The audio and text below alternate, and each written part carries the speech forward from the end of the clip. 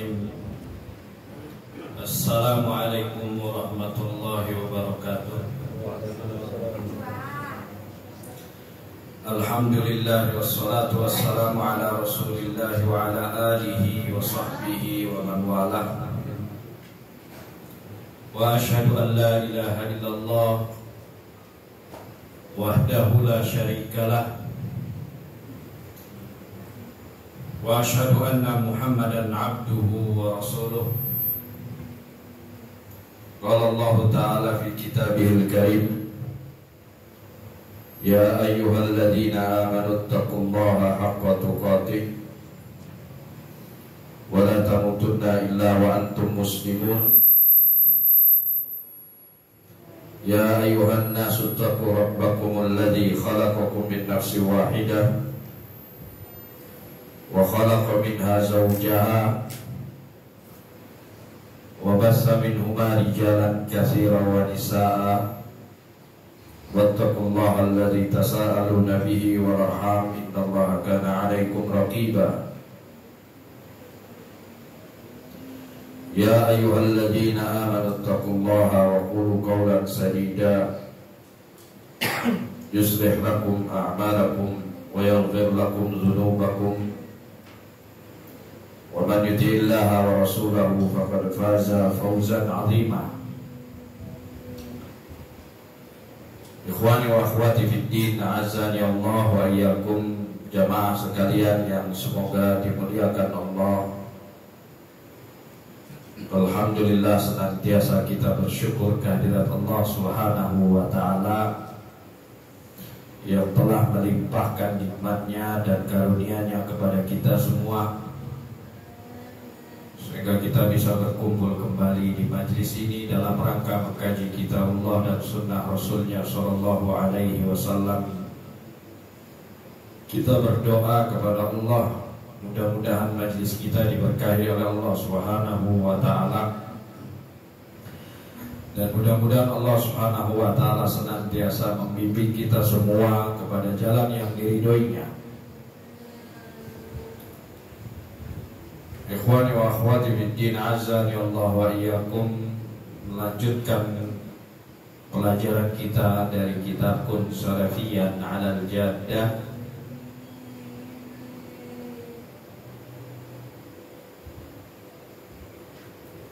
Kita sudah sampai di keterangan penulis, halaman berapa di situ?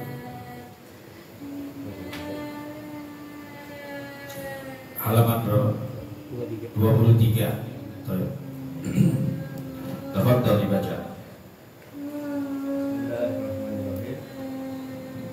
Raja Abdul Aziz rahimahullah berkata, jalan yang kita tempuh adalah jalan salafus saleh. Kita tidak mengkafirkan seorang pun kecuali yang dikafirkan Allah dan Rasulnya. Iya.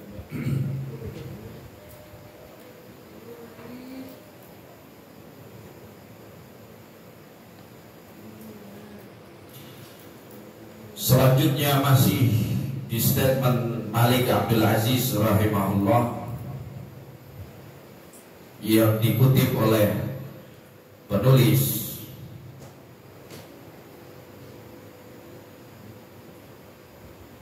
Kata beliau, yaitu Raja Abdul Aziz Al-Su'ud, semoga Allah merahmati beliau, walladzi namshi alaihi huwa tariqus salafis salih, dan jalan yang kami tempuh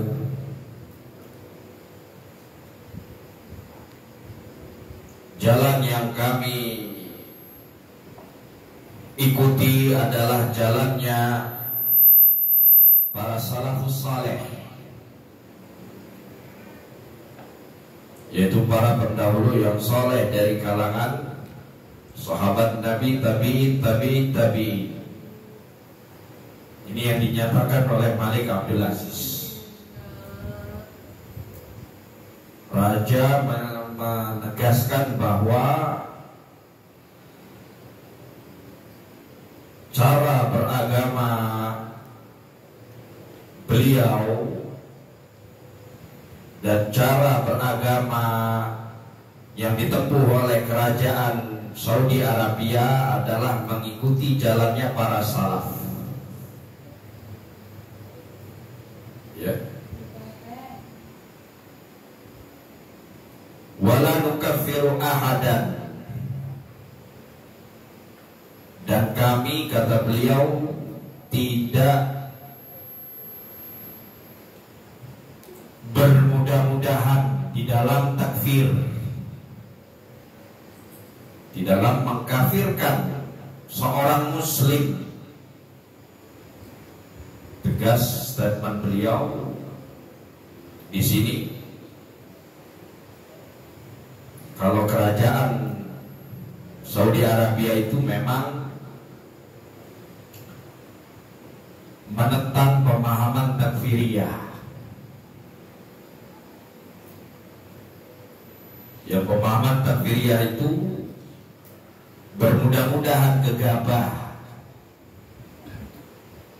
atau berlebih-lebihan di dalam masalah takfir, mengkafirkan seorang muslim, menganggapnya telah murtad dari agamanya, menganggapnya telah batal keislamannya hanya karena tidak sejalan dengan pandangan kelompoknya.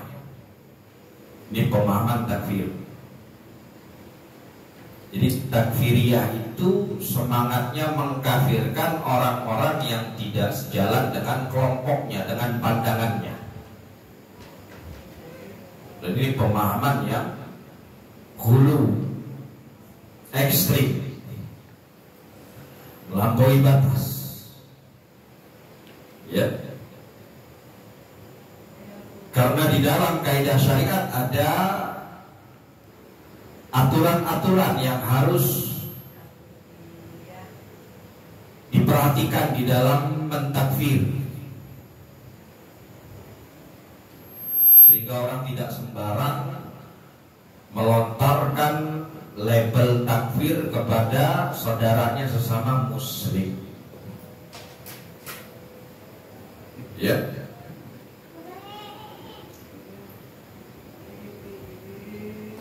Sebagaimana dinyatakan oleh Rasulullah sallallahu alaihi wasallam, man qala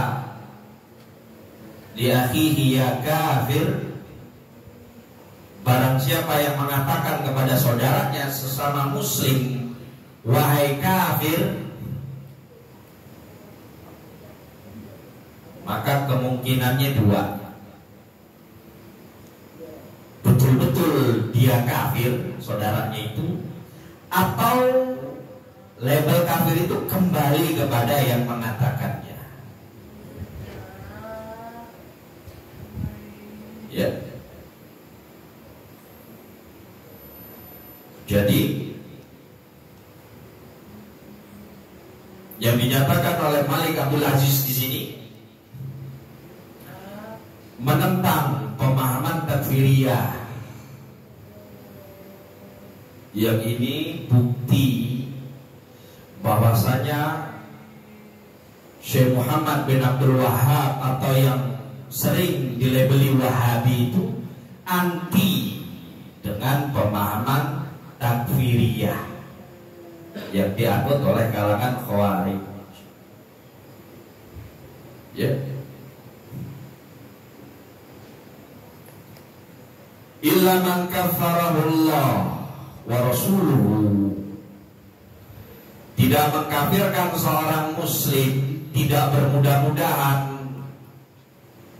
di dalam melabeli seorang muslim dengan kekafiran, kecuali yang jelas kekafirannya sebagaimana yang dikafirkan oleh Allah dan Rasulnya Sallallahu Alaihi Wasallam di dalam Al-Quran was Sunnah. Tidak mengkafirkan kecuali yang dikafirkan oleh Allah dan Rasulnya Shallallahu Alaihi Wasallam. Bedanya apa dengan pemahaman takfiriyah tadi? Mereka mengkafirkan orang-orang yang tidak sejalan dengan mazhab mereka, dengan pandangan mereka, dengan kelompok mereka. Ini takfiriyah.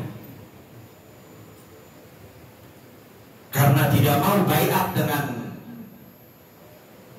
kelompok mereka, maka mereka masih meragukan keislaman orang-orang yang tidak mau baiat dengan pimpinan mereka.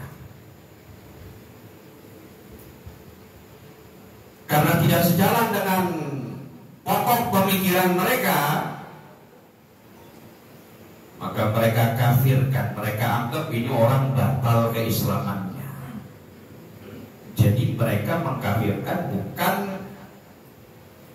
sebagaimana yang dikafirkan oleh Allah dan Rasulnya Shallallahu Alaihi Wasallam, akan tetapi mereka mengkafirkan karena tidak sejalan dengan madhab atau pandangan mereka, kelompok mereka. Keyakinan ini yang dianut oleh kalangan Khawarij. Yang Khawarij ini mengkafirkan siapa? Siapa yang dikafirkan oleh Khawarij?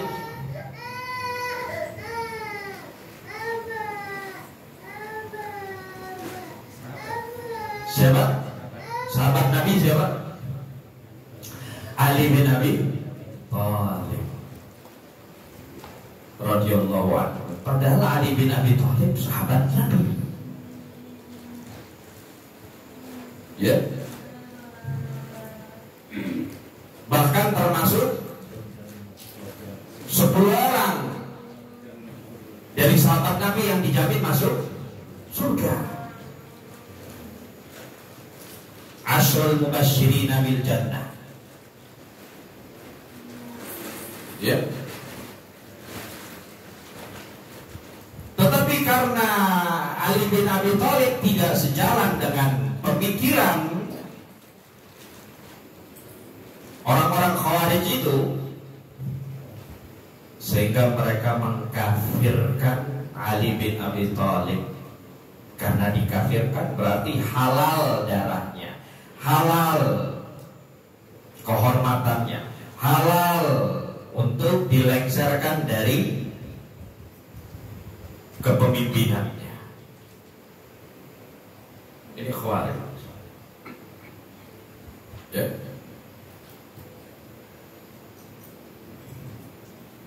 Jadi jelas mereka mengkafirkan bukan berdasarkan dalil petunjuk Allah di dalam Al-Quran dan Rasulnya Sallallahu Alaihi Wasallam di dalam As-Sunnah, tetapi mereka mengkafirkan orang-orang yang tidak sejalan dengan pemikiran mereka.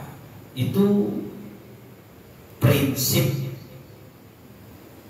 atau pokok pemikiran Khawarij. Ya.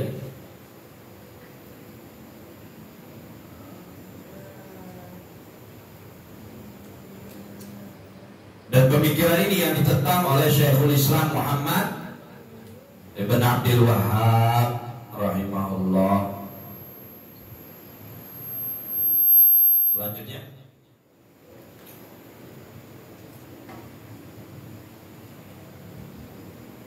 dan tidak ada mazhab apapun kecuali mazhab salafus saleh. Kita tidak mendukung satu mazhab di atas yang lain, karena Abu Hambali, Abu Hanifah, Malik, Asy-Syafi'i dan Ahmad adalah imam-imam kita. Itu merupakan. Selanjutnya kata Malik Abdul Aziz rahimahullah, walaysa min madhhabin siwa madhhab as-salaf as-salih, dan tidak ada madhab yang kami ikuti, yang kami jadikan pedoman di dalam beragama ini selain madhab salafus saleh. Ya.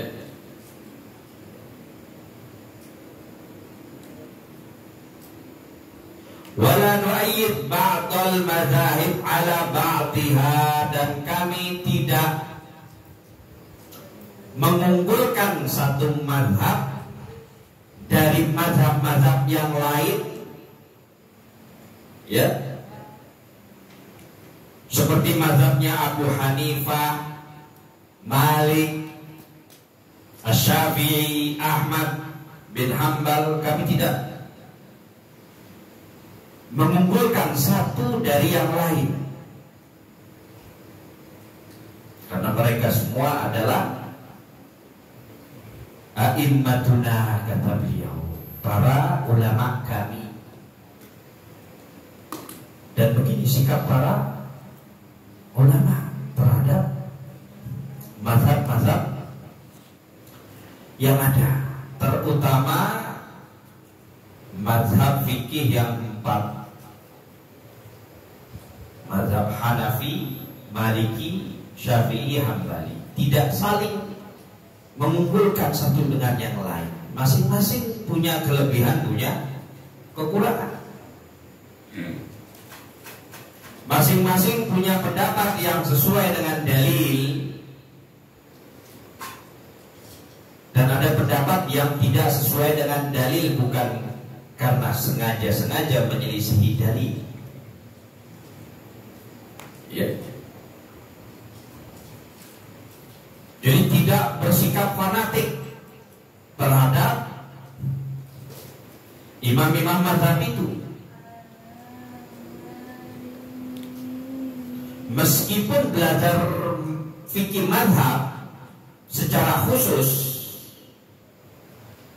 mau belajar mazhab Syafi'i, dia pelajari dari kitab-kitab fikih mazhab Syafi'i, dari yang tipis sampai sedang, kemudian tebal, silakan. Boleh orang belajar fikih Hambali, fikih Maliki, fikih Hanafi, fikih Syafi'i, silakan.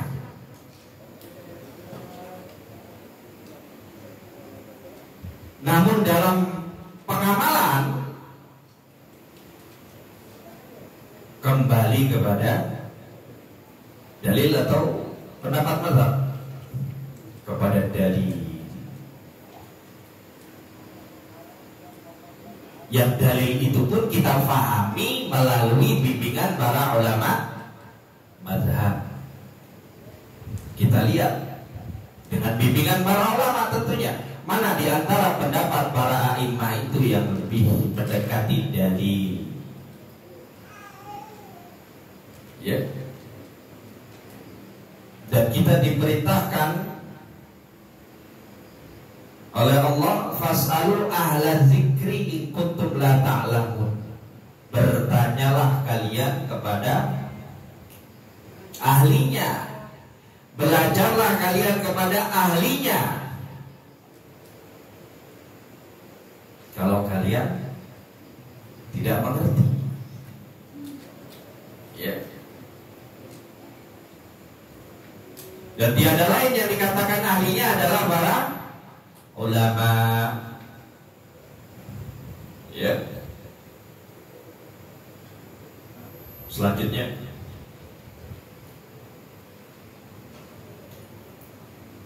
itu merupakan ucapan indah yang mewujudkan makna salafiyah yang sahih, yang merupakan makna Islam yang benar.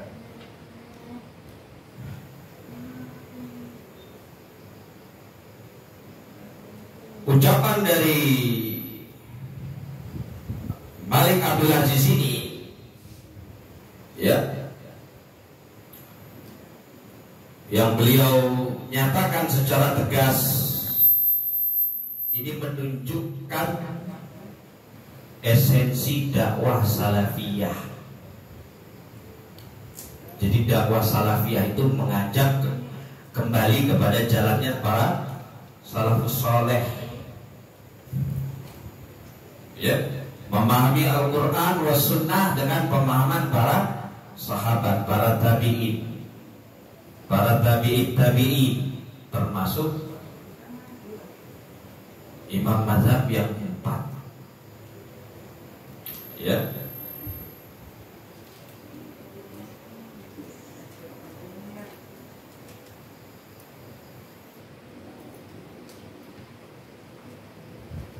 Wal makna sahih lil Islam, dan ini adalah hakikat Islam yang sesungguhnya, ya, hakikat Islam yang sesungguhnya dakwah salafiyah ini yang mengajak kembali kepada kemurnian Al-Quran wa Sunnah dengan pemahaman para sahabat Nabi. Ya. Adapun dakwah-dakwah yang lain yang tidak menyeru kepada jalannya salafus saleh, hakikatnya mereka menyeru kepada jalan kelompoknya, jalan pemikirannya, bukan jalannya salaf. Ya. Meskipun mereka mengatakan kami berhujjah dengan dalil Al-Quran, kami berdalil dengan hadis Nabi SAW. Ya. Semboyannya kembali kepada Al-Quran wa Sunnah. Namun kalau mereka memahami Al-Quran wa Sunnah bukan dengan pemahaman para sahabat, bukan dengan pemahaman para tabi'in, pemahaman para salaf, maka hakikatnya mereka kembali kepada Al-Quran wa Sunnah dengan pemahamannya sendiri. Ya. Dengan kata lain, mengikuti hawa nafsunya di dalam memahami Alkitab wa Sunnah.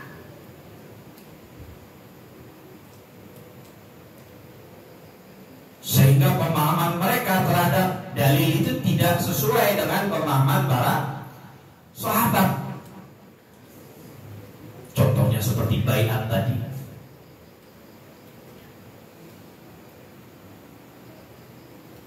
Sebagian kelompok ormas, ya, atau aliran tertentu mewajibkan jamaahnya baiat kepada siapa? Kepada pimpinan ormasnya, kepada ketua yayasannya, kepada tokoh spiritualnya. Ketika ditanya kepada mereka, apa dasarnya engkau mengharuskan baiat seperti ini? Rasulullah SAW dibaiat. Berdalil pakai hadis. Ya. Abu Bakar dibaiat. Berdalil pakai azab. Salahnya di mana? Penerapan dari baiat itu yang tidak sesuai dengan apa yang diterapkan oleh Rasulullah SAW. Cara berdalilnya itu istidlalnya.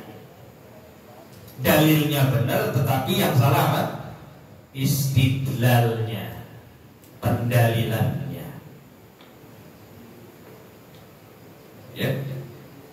Padahal baiat yang dilakukan oleh para sahabat kepada Rasulullah SAW atau baiat yang dilakukan para sahabat kepada Abu Bakar itu baiat kepada pemimpin kaum muslimin. Ya. Yang disepakati oleh kaum muslimin, bukan baiat kepada ustadz, guru ngaji, atau tokoh spiritual.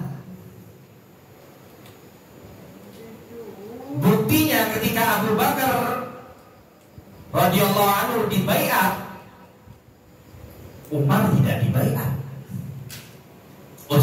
tidak dibayar, Ali tidak dibayar, Abu Hurairah tidak dibayar. Semua baiat hanya kepada Abu Bakar. Ya. Jadi namanya sama baiat, tetapi esensinya berbeda antara baiat yang diterapkan oleh Rasulullah SAW dan para sahabatnya dengan baiat yang orang-orang belakangan terapkan. Ya. Bahkan mereka kalau sudah membaiat ustadznya, pimpinannya, konsekuensinya mau salah mau benar harus dukung ustadznya, harus bela ormasnya. Ya. Ini akibat apa? Memahami dalil tidak sebagaimana yang dipahami oleh para salafus saleh. Memahami Al-Quran was sunnah tidak merujuk kepada ahlinya. Ya. Dan ini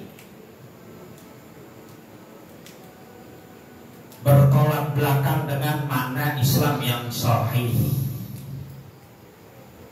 Ya. Baik. Selanjutnya.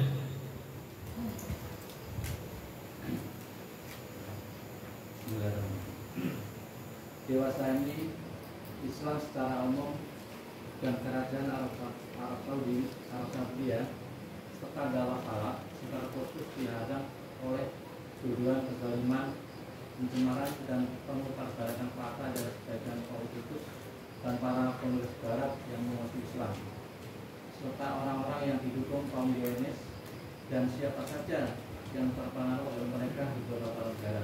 Ya. Dakwah salafiyah sejak dulu sampai sekarang, sampai hari kiamat, ya, diuji dengan yang namanya iftira, tuduhan-tuduhan, zulm, kezaliman, ya, pemutarbalikan fakta, sebagaimana yang dilancarkan oleh orang-orang kafir yang ada di barat sana. Yang mereka ini, kata penulis Hafizahullah, di bawah pengaruh orang-orang Zionis, ya, yang mereka tidak ingin dakwah salafiyah ini berkembang di kalangan muslimin, karena mereka tahu bahwa hakikat Islam ini ya dakwah salafiyah itu. Manakala kaum muslimin kembali kepada kemurnian agamanya, kembali kepada salaf, maka tertutup peluang bagi mereka untuk membuat kesimpang siuran tentang agama ini, karena rujukannya jelas. Para sahabat Nabi, para tabi'in, para tabi'in. Ya. Namun kalau mereka menyelisihi jalannya salaf, kembali kepada logika mereka di dalam beragama, perasaan mereka di dalam beragama, tradisi mereka di dalam beragama, ini yang sangat potensial untuk disusupi. Polusi pemikiran, polusi pemahaman yang mengacaukan agama kaum muslimin. Ya. Dibikin orang itu terbolak-balik pemahamannya.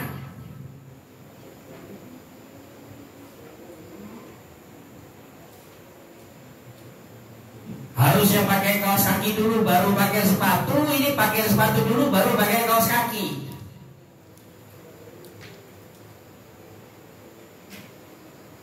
Yang tauhid difahami sebagai kesyirikan, yang sunnah dianggap bid'ah, yang bid'ah dianggap sunnah, yang syirik dianggap tauhid. Iya. Kesyirikan dikatakan, digambarkan sebagai bentuk pemuliaan terhadap orang soleh. Ya. Seakan-akan yang dilakukan itu adalah sebagai penghormatan terhadap ulama. Padahal sejatinya pengkeramatan, penghambaan kepada orang soleh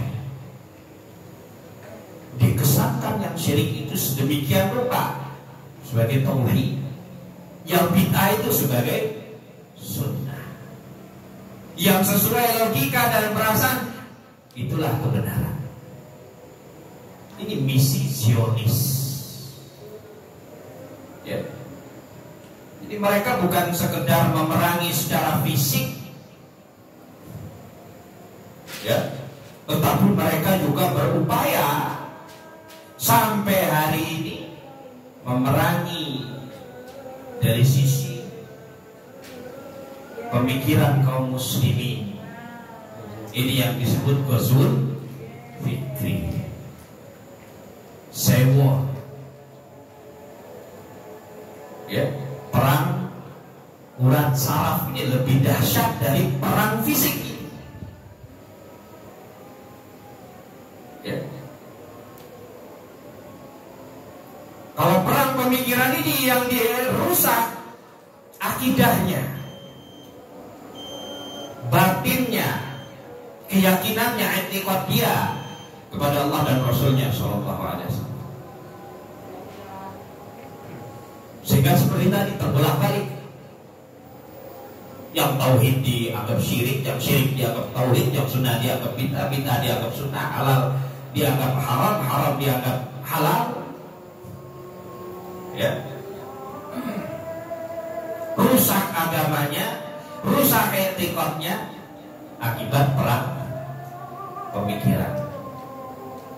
Kalau dia nggak punya ilmu dan pemahaman yang benar, nggak merujuk kepada pemahaman para salafus saleh. Ya. Tapi kalau perang fisik, akidahnya bisa selamat meskipun fisiknya hancur binasa. Ya. Tentu ini lebih ringan keadaannya dibandingkan orang yang masih hidup tetapi i'tiqadnya dibikin rusak. Ya. Dan Zionis ini masuk lewat mana? Lewat kelompok-kelompok, jaringan-jaringan, aliran-aliran yang menyelisihi jalannya para salafus saleh. Maka dari itu kerajaan Saudi Arabia dengan segala kekurangannya dan kelebihannya terus digempur oleh berbagai kekuatan-kekuatan yang memang mereka memusuhi Islam dan kaum muslimin. Bahkan mereka memanfaatkan anak-anak muslimin untuk menyudutkan kerajaan Saudi Arabia, sekali lagi dengan segala kelebihan dan kekurangannya. Kita lihat sekarang framing yang luar biasa. Betul, Saudi ada kesalahan dalam masalah ini dan itu banyak, ya.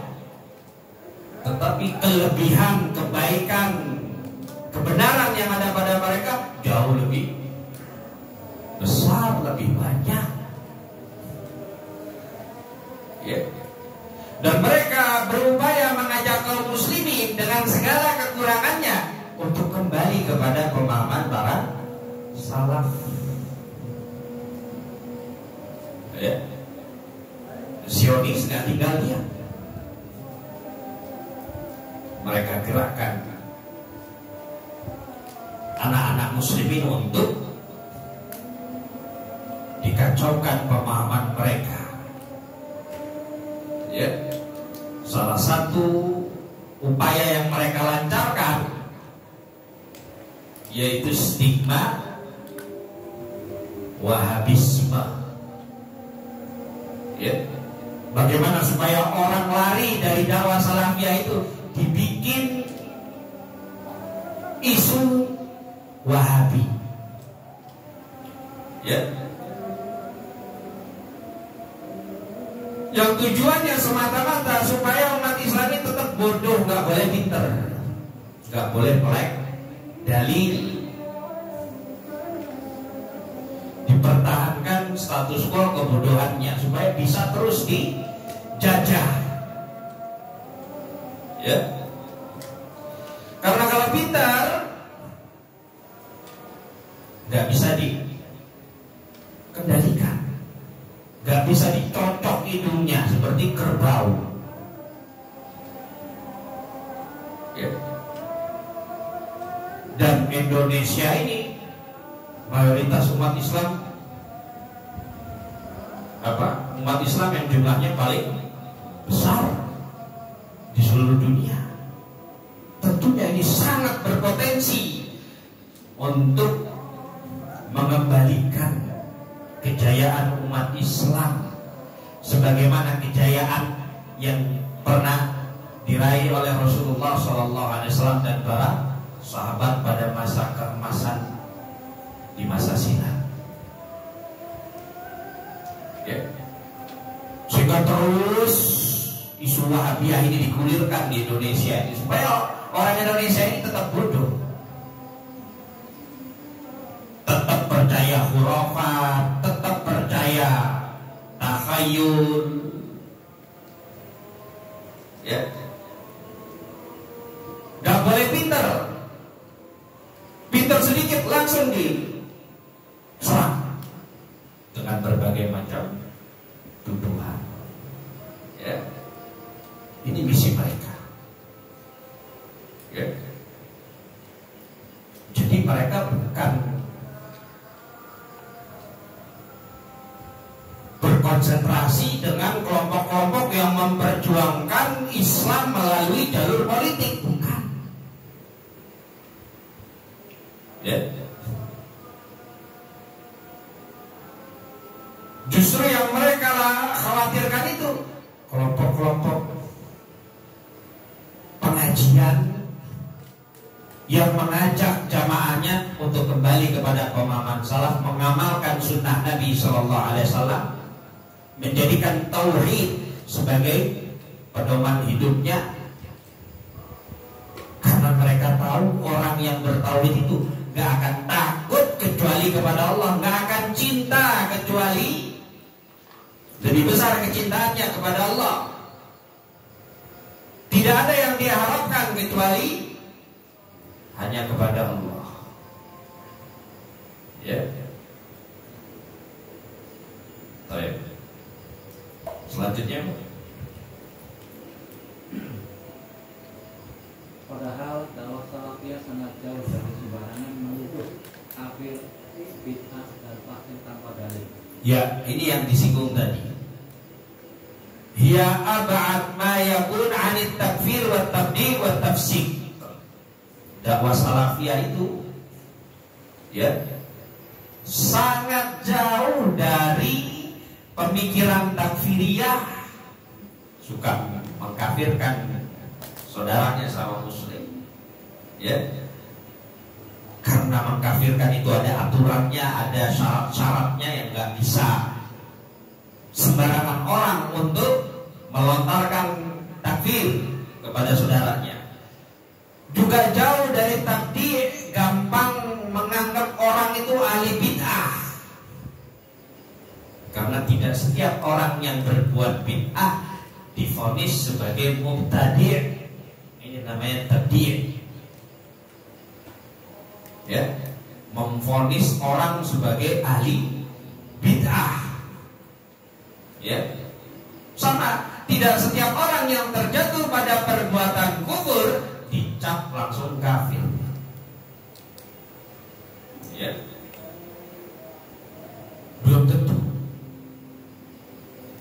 Wa tafsik, dan juga jauh dari tafsik, memvonis orang, melabeli orang fasik, keluar dari ketaatan Allah. Bighairi dalil, tanpa dalil. Ya. Dikit lagi Pak. Juga sangat jauh dari sikap berlebihan dan melampaui batas. Wa hiya ab'ad ma yakunu 'anil ghuluwi wa tatarruf. Dan dakwah salafiyah ini juga jauh dari sikap ghulu, melampaui batas. Ya. Kita bisa lihat kelompok-kelompok yang lain, Mu'tazilah, Syiah, Tarekat Sufiyah,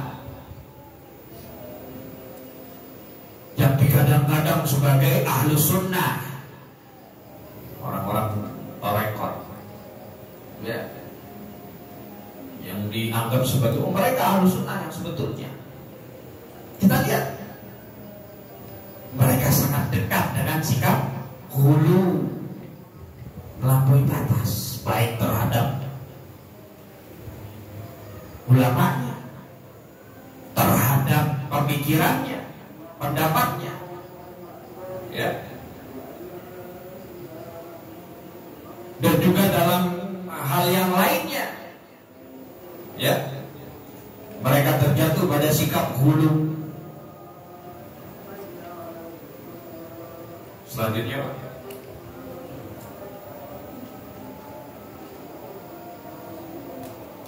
Hanya saja dakwah yang perlu, dakwah ini telah dikaitkan dengan beberapa perkara yang berkaitan masalah dalamnya. Iya. Meskipun dakwah salaf ini jauh dari sikap hulu dan tatarruf, melampaui batas, berlebih-lebihan, namun tetap saja dakwah salafiyah ini selalu dilabeli kelompok ekstrim, dakwah yang radikal, ya, pemahaman yang saklek, ya, pemahaman yang kuno, pemahaman yang destruktif, yang bikin kacau. Padahal dakwah salafiyah jauh dari tuduhan-tuduhan itu. Baik, insyaallah kita lanjutkan pada pertemuan mendatang biidznillah taala. Wassalli wasallim ala nabiyina Muhammad wa ala alihi washabbihi ajmain. Wassalamualaikum warahmatullahi wabarakatuh.